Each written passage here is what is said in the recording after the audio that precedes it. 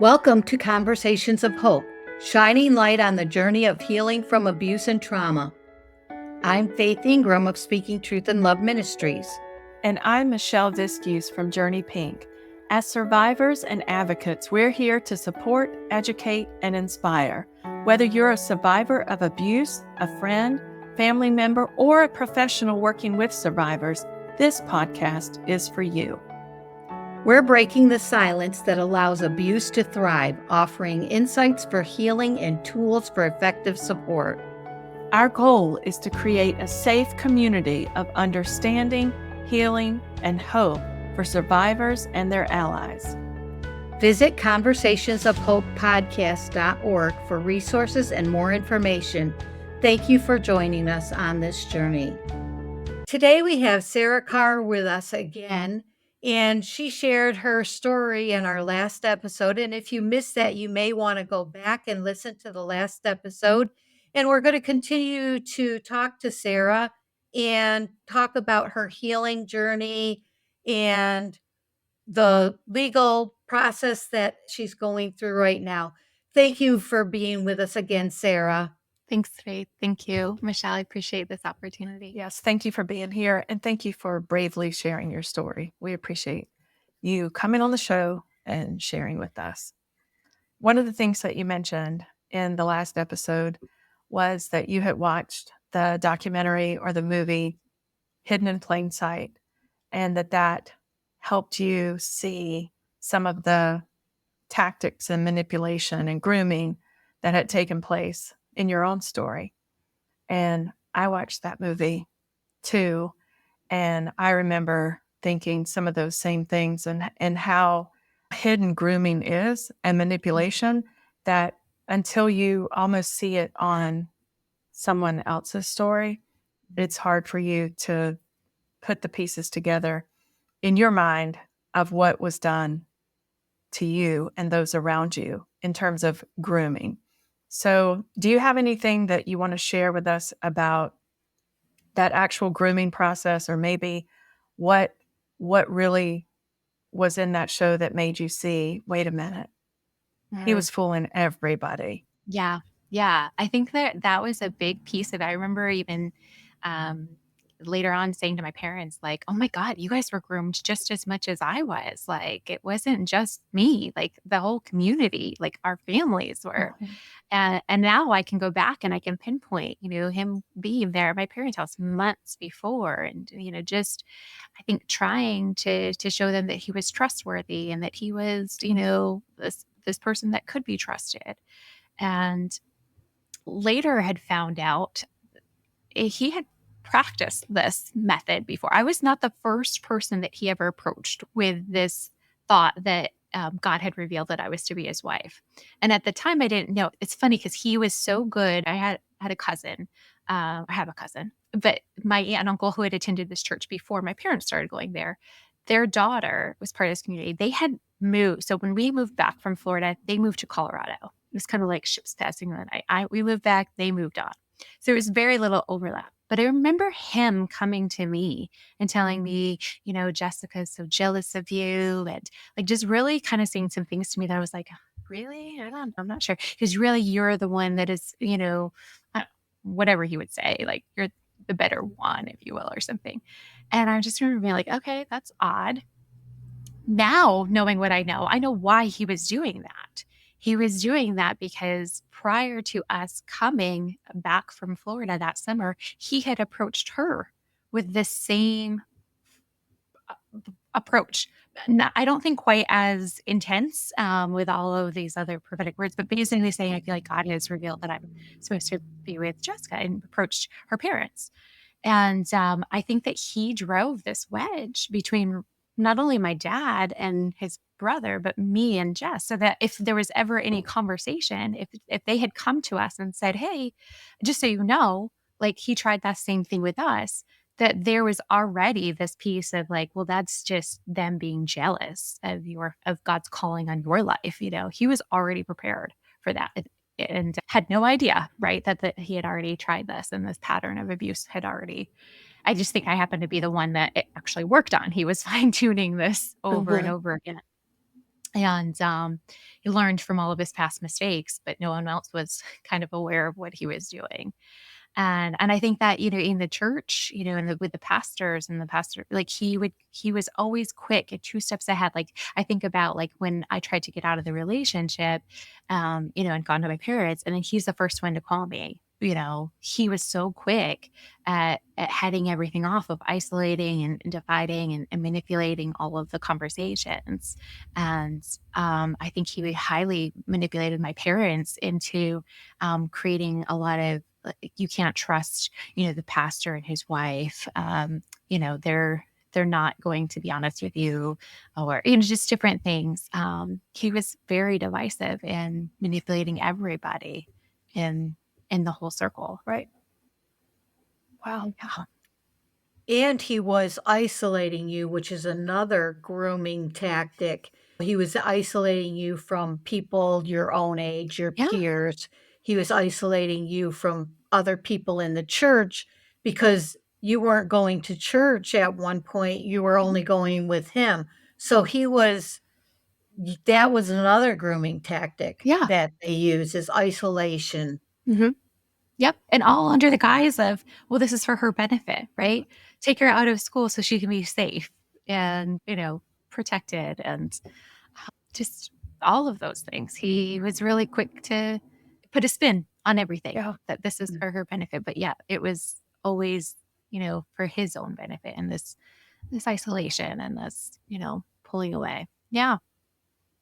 Yeah. And I think in that movie, if I'm remembering correctly, you see the people around allow things to happen. They Mhm. allow her to go with him and stuff like that. Yeah. You're watching it and you're like, how could they do that? But that is what happens.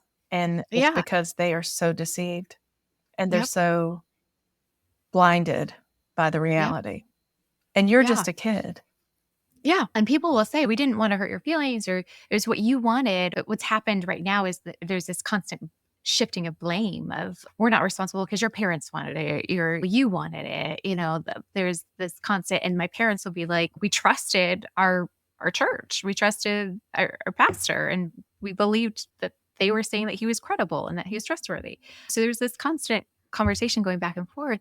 But yeah, uh, the whole community kind of was hoodwinked, if you will, and blinded by his charisma, or, his personality. And Mhm. he's a good man. In fact, it's funny because I remember eh, one of the meetings I had had with the DA's office, and one of the investigators, it wasn't during the full investigation, but he had looked up this pastor in Australia, and he was like, "Well, he seems like a very nice family man." It just, you see pictures of him and his family, and you see pictures of him serving in the ministry, and he looks like a very nice guy.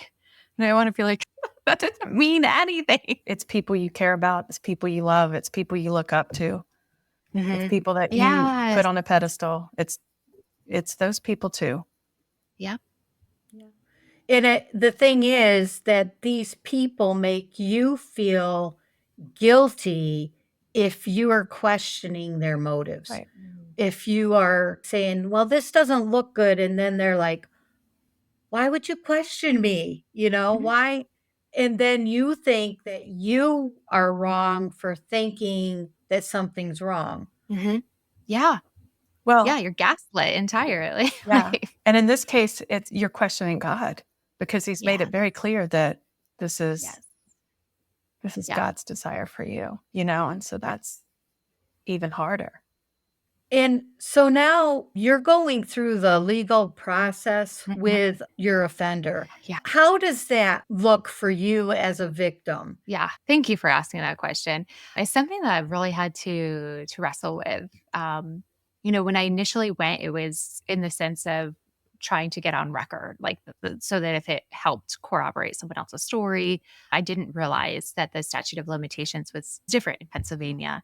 After Penn State and Jerry Sandusky, there were some statutes of limitations that had been extended.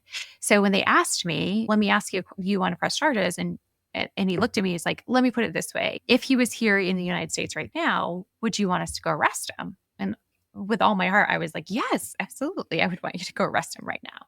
And so that started the ball rolling with like, okay, yeah, we're going to move forward. And then it was the DA's office. And then there was, the attorney general's office that was stepping in.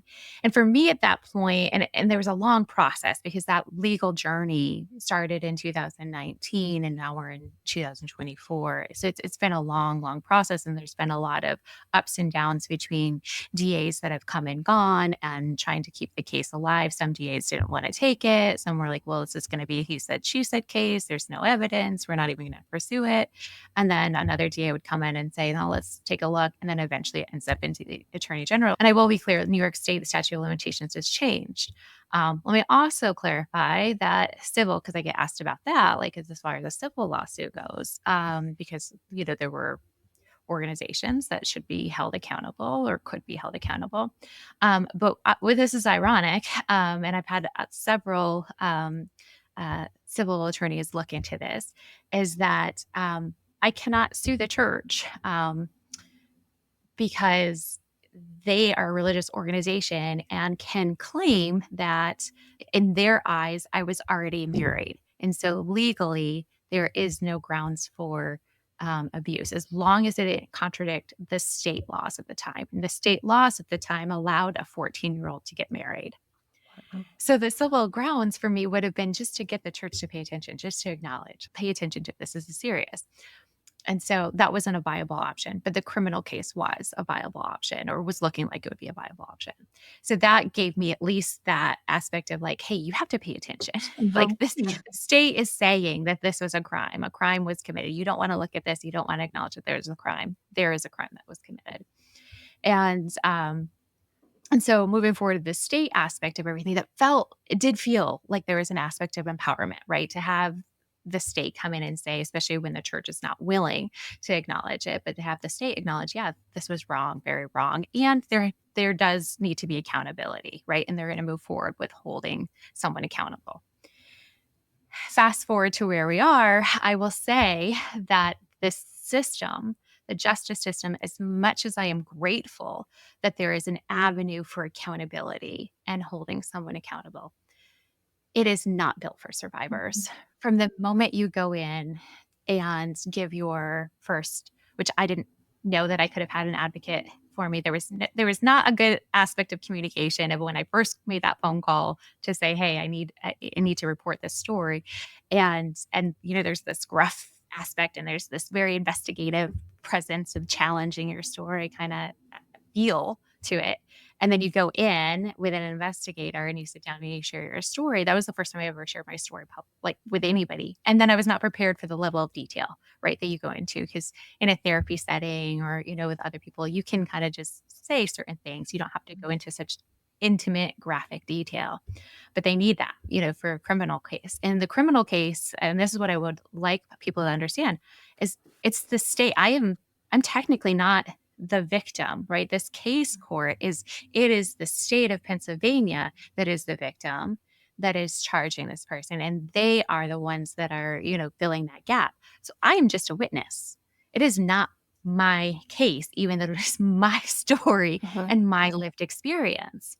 And the other part of that too is that they're interested only in identifying which specific statutes, which particular crimes occurred, which is based on the legal content of, this statute existed. So this act with this person aged this and this is what is considered a crime, and it carries this level of charge, right? And then here are all these charges. And so they have to prove all of that. They're not at all concerned with the whole aspect, right? That the whole relationship was bad, right? Like that is not what the court is going to judge. The court is only going to judge these particular acts as crimes. And then going forward and sharing your story in a court of law with a judge and with, other people present that you don't know, Right. sharing such intimate details is really difficult. And it was absolutely the hardest thing that I have ever gone through. And although I had advocates with me, I still wasn't quite prepared for that. And, our court system is set up so that the perpetrator is innocent until proven guilty, right? So the defense attorney is going to turn around and question you and ask, really challenging questions, basically challenging your version of your story, which as a survivor, we don't have that experience anywhere else, right? Our lived experience is our lived experience, and we get to share a story. And we, the healing journey, we're healing from that. We're not being challenged. We're not being picked apart and forced to defend our experience. It's only in a court system that that is happening. And I don't think that that serves a survivor well. So while I'm grateful for the opportunity, I am desperately hoping that over time we can reimagine what that process looks like and not have to put survivors through that legal space Right. and not have to go through that experience, because it is not conducive to a survivor in any way. And I certainly understand, like, I'm a resourced individual. I have people, I have, therapists, I have my family, I have support. What about the person that doesn't have support, right? How do they get through that? I certainly understand why some might never want to go through that experience. Right. And yet, then how do we hold other people accountable if we don't have that legal space? It's a challenge. And the reason why it's so hard on victims is because the defense attorneys, it's their job to defend their client, and they are going to do whatever they can to tear down the victim and get them to change their story or get them to give up and say, well, I don't want to go through this anymore. And that's the reason why a lot of victims do recant, not because what they went through didn't happen, but because they just do not want to be torn apart again and be re-victimized by the court system and by everybody else. And I remember when my dad pled guilty to abusing my niece. He got a slap on the wrist. His lawyer had said to us at one point that if my niece had gone on the witness stand, she would have endured far worse than anything she's endured in her life. And I'm thinking, you're an attorney who claims to be a Christian, and you're bragging about the fact that if you put this girl who was 14 years old and at a developmentally age 10, you're bragging about the fact that you were going to do worse to her than what she's already endured, and she's a victim of sexual abuse. I'm thinking, Yeah. lady, where are your morals? Where are your values if you're claiming that you would have done that to a child? And I'm thinking, how do defense lawyers who know that their client is guilty? I agree that innocent people should be defended. Yeah. And we don't want to convict somebody on false charges or Yeah. not have the evidence there. But I mean, for a defense lawyer to brag about tearing a 14-year-old apart on the witness stand, that to me was so horrific and so sickening. Yeah. But that shows you why victims of these types of crimes, especially sexual abuse, do not want to have to stand up there or sit in front of a jury or court system and tell their story and then be ripped apart. Yeah. Yeah. I think it's just all around horrific. Yeah. Yeah. And Yeah, a lot of the right. stuff that they may use against you is stuff that if you studied what happens to victims of sexual abuse, it's the path that most of them or a lot of them end up taking. And so to hold that against them, but then it's still all tied back to the abuse. Yeah. There still Yeah. needs to And be even a like, huge level of grace for the victim. Huge. Yep. And even memory recall, right? Trauma stores memories differently. Right.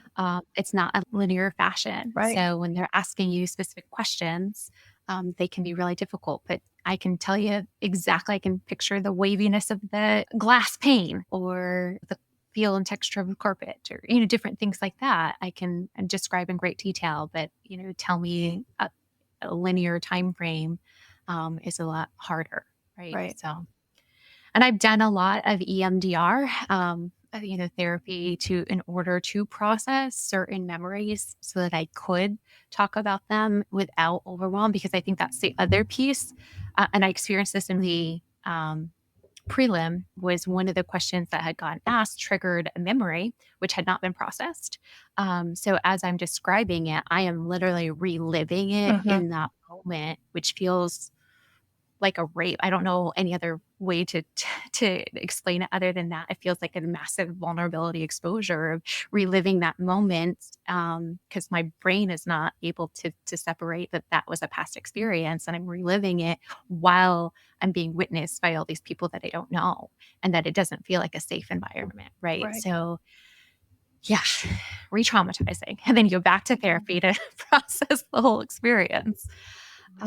So yeah, it's very difficult, and it's something I would never want. It's you do it for the aspect of the benefit is putting this person in prison, and the benefit is getting the accountability. But it's really, really, really, really hard. Yeah. Conversations of Hope extends beyond this podcast. Michelle and I are available to speak at women's, youth, church, and community events. We offer presentations on abuse prevention, healing, and empowerment. To learn more about our speaking engagements and personal coaching and support services, visit our website, conversationsofhopepodcast.org. Together, we can inspire change and promote healing in your community. I think sometimes the reasons most victims that I talk to, the reason why they go through the criminal and the legal process is not solely for their own good.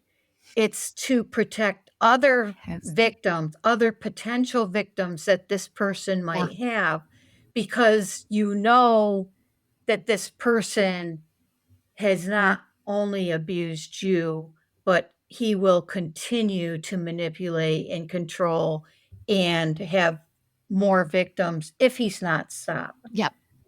100%. Right. Yeah. That is the biggest motivation. Yeah.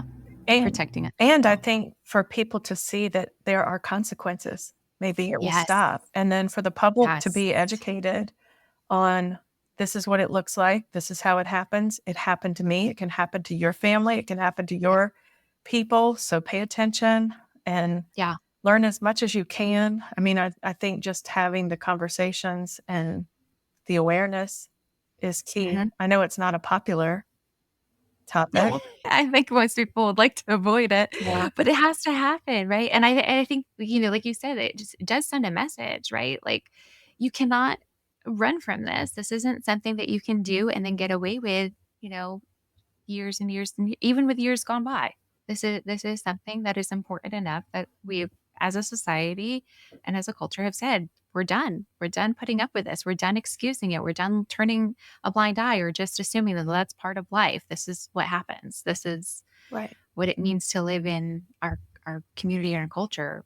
No, we've gotten to the point where we can say there are consequences, and I'm so grateful for that. Right. And even for the Right. church, I grew up never hearing that sexual abuse was wrong, never even hearing Mhm. about sexual abuse in church Right. at all. I knew about every sin possible, but not that sin. And so I felt guilty because I knew the sins, but I did not realize it was abuse. Yeah. And Yeah. so, and in your case, not only is it not being discussed as abuse, but it's being enabled. Like they're saying, Yes. this is what you should do, or this is what he's told Yeah. us. And I think about that, like with the silencing part, right? Like when someone in a leadership comes to me and says, "Hey, like the relationship is okay. We agree the relationship is okay. You just can't talk about it because no one's going to understand." And then you have him in my ear saying, "This sexual activity is okay. It's permitted by God. Just don't talk about it." Okay. That seems to make sense in my head. Right. Like, as much as I want to talk about it, as much as I want to check in with someone else to say, is this really okay? Because I feel horribly guilty about this.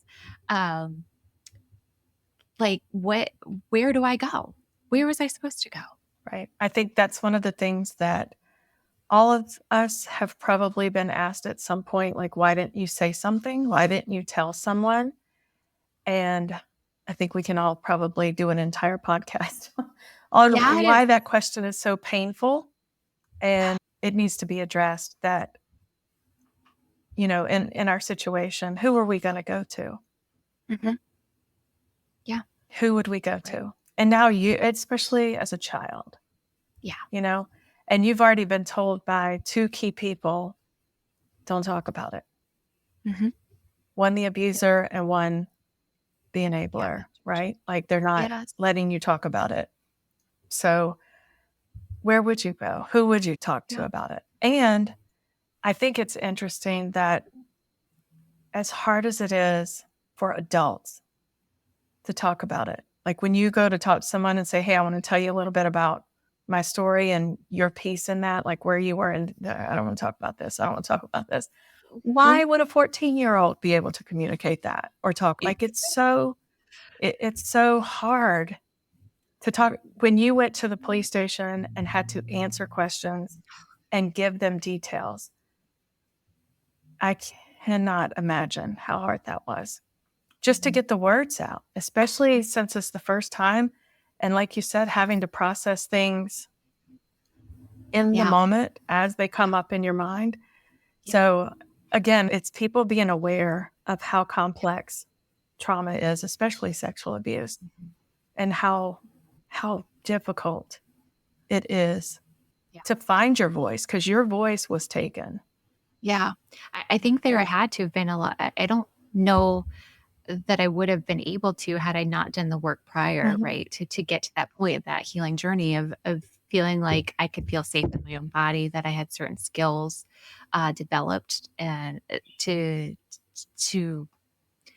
be shame resilient, right? Because I was so full of shame that there had to have been the skills that I had developed to recognize that God did not think of me as unworthy. Like I had to settle that part 1st before I could come forward and have those conversations, because we need those skills. I have 2 children myself that I'm constantly trying to teach them skills of resiliency, of worthiness, of of being shame resilient, of having the ability to talk about things that are uncomfortable, to having trust with trusted individuals. And even if you can't talk to me, it feels like too scary to talk to me. Who else can you talk to? This is a safe person.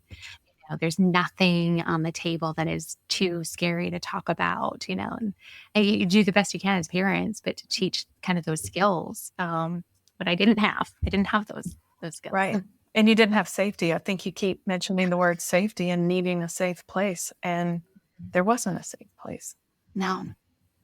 Right. Because even when you talked to your mom and she agreed with you, she couldn't make the difference either. No. She went to be a voice for you and she was shut down. Yep. So when your voice is shut down, when you do speak up, then who are you going to go to? Yeah. It's like always being shut down and shut down.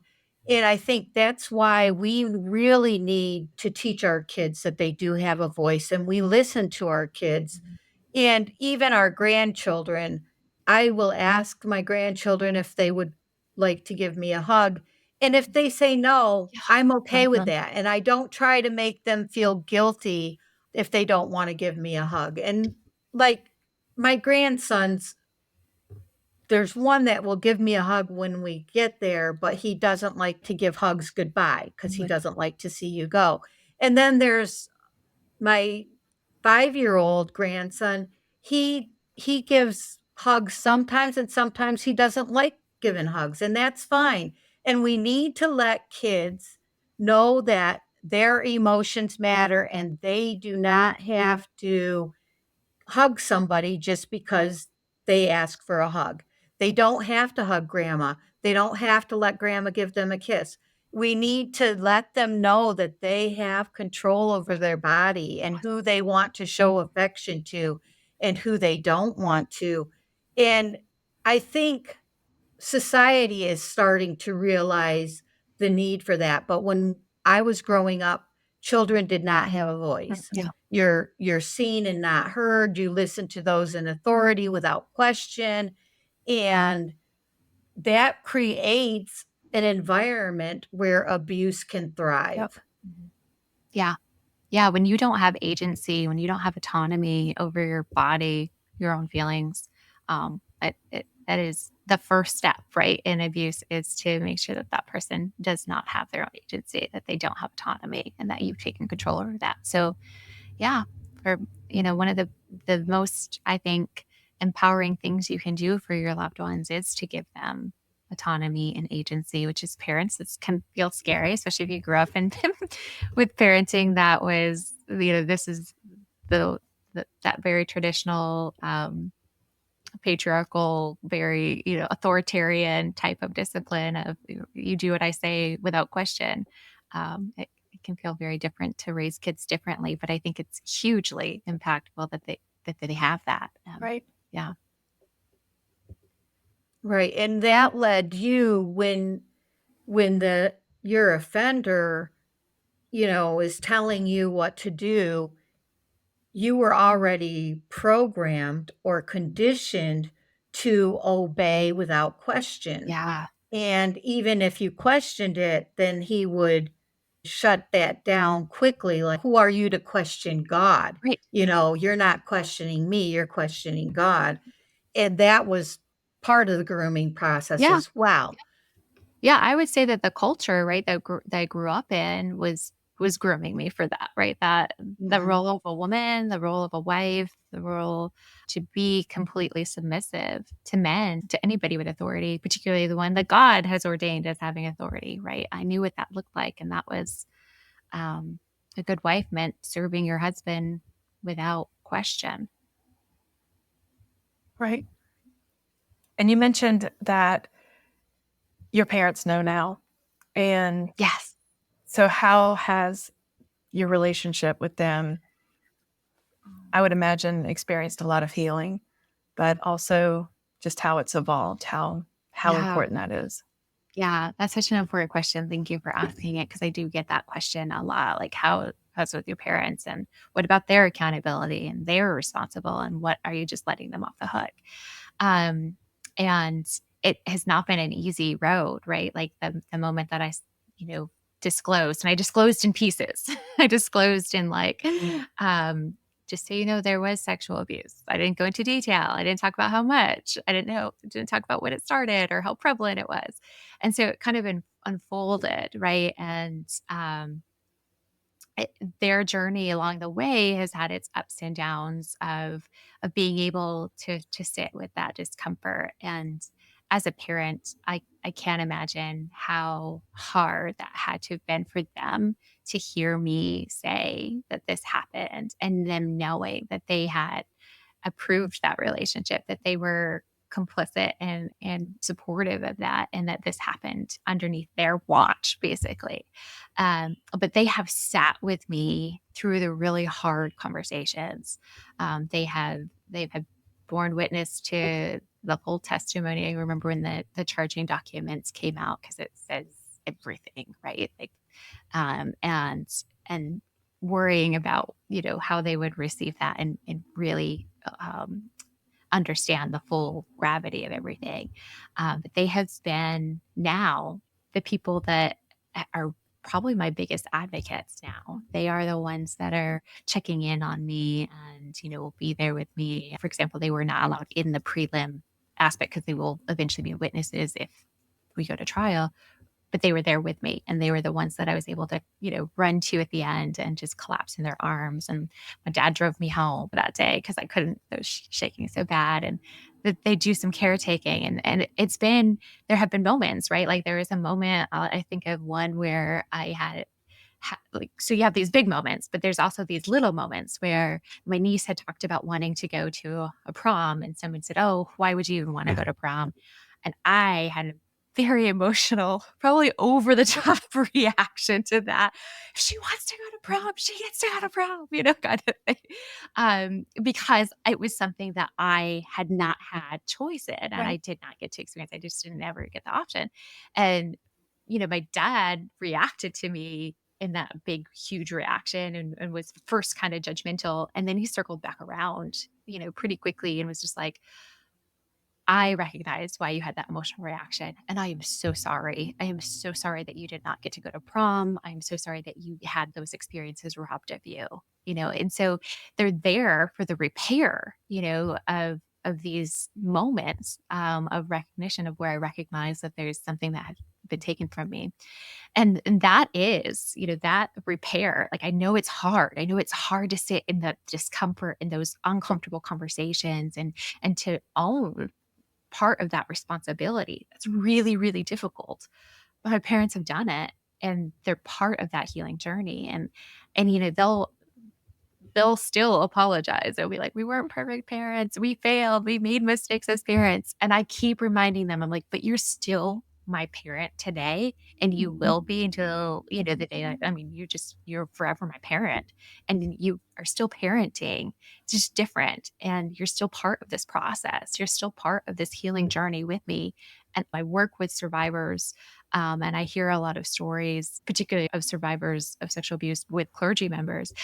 And parents are not usually part of the equation. Right. Parents typically choose the church over their child. And my dad, he's a ministry person through and through and that's been his life. That's kind of been his identity for a very long time. And when he said to me, I choose you over the church, it was huge because that was not the story growing up. It was church first, God first. Right. And in this case, he said, I choose you. Wow, that's healing. It's huge. Yes, it is. Yeah. And that's why it's so important to bring it out into the light, even if it's hard, like for the relationships to be restored and mended and for people to understand where it went wrong. I was just going to say, we could all go to our grave in shame and silence and never say anything or never talk about our part in that story. But when you bring it into the light, as hard as it is, as painful as it is, there's such a relief in letting those secrets out. And I would imagine for like your parents, there's some relief, even though it's hard and it's hard to sit through and hear the details. But now things are clicking where that makes sense. I'm starting to see how that happened. And, and it gives them a true picture of compassion for you and what you went through versus the scenario that may be in their mind, but it wasn't the reality, right? Right. Yeah. Yeah. And I think about if they were with me in this healing journey, would I be able to still what would my relationship be like with them? I imagine it would be like what it had been in the past, which was kind of like, I'll come show up, but we really are not close. I'm not letting you in. I'm not sharing with you, really what's going on in my heart and who I am as a person. There's all these guards up, right? Because I can't trust you and I don't feel safe with you. Right. And we could have probably lived the rest of our lives like that, and I know lots of people too. I'm so grateful that is not our story. Right. I am so grateful that our story is that we have relationship and connection and healing. Yeah. Yeah. Sarah, I am so glad that you came to talk with us and share your hard story. It's really hard. And I thank you for your bravery. And I really am sorry for what you went through and all of the different aspects, but hopefully people will find hope through your story and seeing how healing can come and how it brings hope. There's hope for families that are broken to admit when you're wrong and then move on in a healing way. So thank you so much for sharing with us. And Sarah, if there was a listener out here that could relate to your story in any way, and they've never said a word, what would you say to them? You're not alone. You are not alone. And this is why we tell our stories, right? Because we want people to know that they are not alone. It's not just you. It's not just you. Right. Yeah. Thank you. Yeah. Thank you.